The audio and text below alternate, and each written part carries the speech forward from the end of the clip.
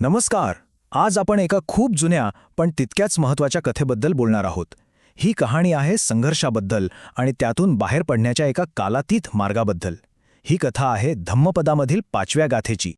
तर विचार करा, एखादं वैर, एखादा राग तो पिढ्यानपिढ्या टिकू शकतो का?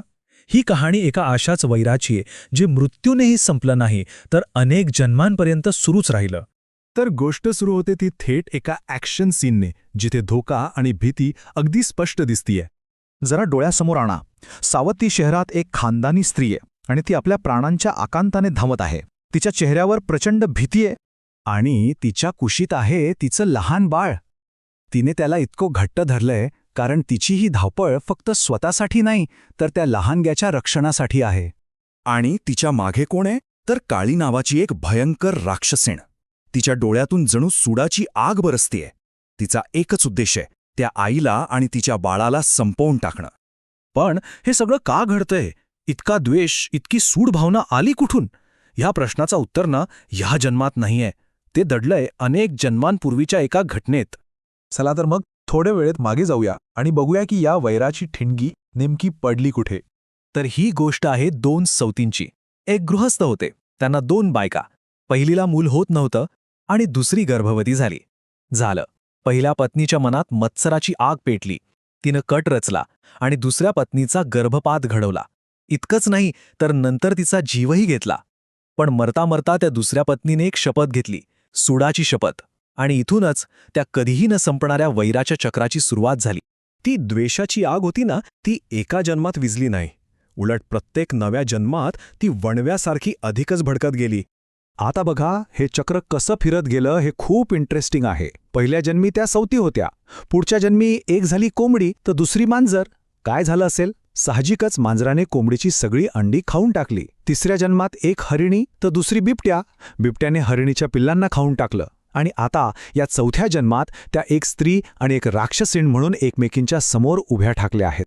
आणि हे किती अचूकपणे दाखवते बघा, की प्रत्येक जन्मात त्यांचं नातं तेच राहिलं.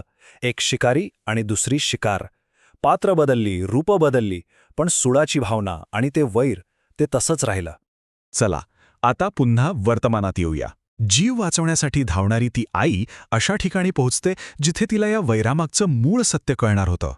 पळता पळता ती स्त्री पोहोचते जेतवन विहारात, जिथे भगवान बुद्ध स्वतः प्रवचन देत होते.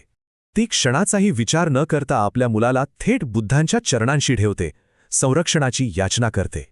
ती राक्षसींसुद्धा तिच्या मागे विहारात घुसणार, पण तेवढ्यात तिथल्या रक्षक देवतेने तिला दारातच रोखलं. आता तिथे हिंसेला जागा नव्हती. आता वेळ होती एका वेगळ्या समाधानाची. आणि इथे येतो कथेचा टर्निंग पॉइंट.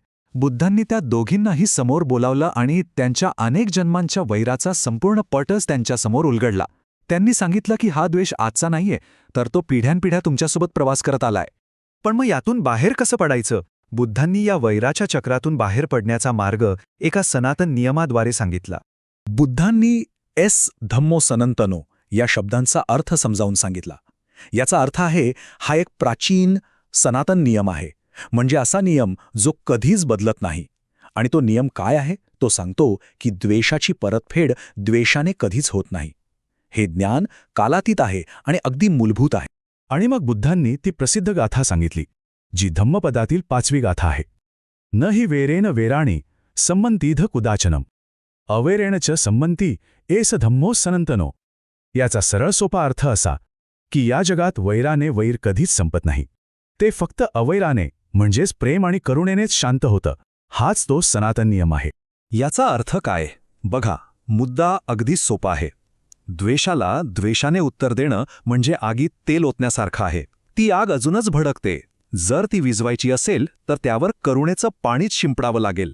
हाच तो मार्ग आहे जो द्वेषाचं हे दुष्टचक्र तोडू शकतो. तर मग या सनातन नियमाचा त्या दोघींवर काय परिणाम झाला? चला पाहूया. त्याने त्या कथेचं आणि त्या वैराचं चित्र कसं पालटवलं. या कथेतून आपल्याला संघर्षातून शांततेकडे जाण्याच्या 3 स्पष्ट पायऱ्या दिसतात. पहिली, सगळ्यात आधी हिंसा थांबवणं, जे बुद्धांनी केलं. दुसरी, त्या संघर्षाचं मूळ कारण समजून घेणं.